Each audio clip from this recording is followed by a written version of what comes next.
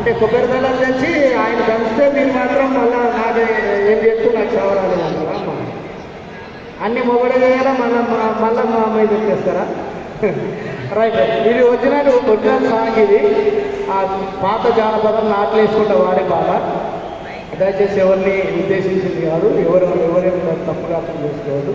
Right. ఇప్పుడు ఒక చక్కని జానపద గేయం ఉందా మనకు. మన మధ్యలో స్రవంతి ఉంది, చాలా చక్కని గాయకురాలు. ఇప్పుడు ఒక మంచి జానపద గేయంతో మనందరినీ ఆదరిస్తుంది.